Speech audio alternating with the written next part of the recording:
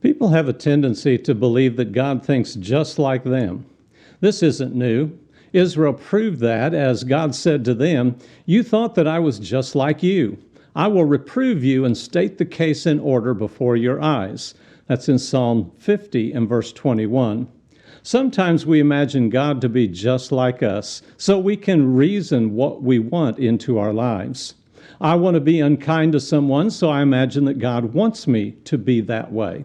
I want to be covetous, so I imagine God wants me to have whatever I want. And then, sometimes, our imaginations reason what we think is unpleasant out of our lives. We don't want to get up on Sunday to worship God, so we reason that the church isn't really important.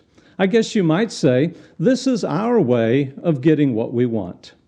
King Saul was given an unpleasant job. In 1 Samuel chapter 15, verses 2 through 3, God told him to utterly destroy the Amalekites. "I will punish Amalek for what he did to Israel, how he set himself against him on the way while he was coming up from Egypt.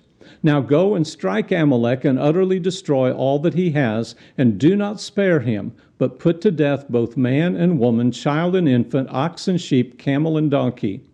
That would have been far easier for Saul to carry out than for me or you to do so. But it still didn't get done the way God wanted it done. It didn't make sense to the Israelites to kill everything, so they spared some. Sure, that makes sense from a selfish economical standpoint, but God gave a command. When Israel came back from the Babylonian captivity, they had married wives that they shouldn't have married. What should they do? Well, in Ezra chapter 10, verses 2 through 3, we read this. "And Shechaniah, the son of Jehiel, one of the sons of Elam, answered and said to Ezra, 'We have been unfaithful to our God and have married foreign women from the peoples of the land. Yet now there is hope for Israel in spite of this. So now let us make a covenant with our God to put away all the wives and their children according to the counsel of my Lord and of those who tremble at the commandment of our God, and let it be done according to the law.'" That's hard. That's incredibly hard. I hear someone saying, "That doesn't make sense." Well, God didn't ask us to give him our advice.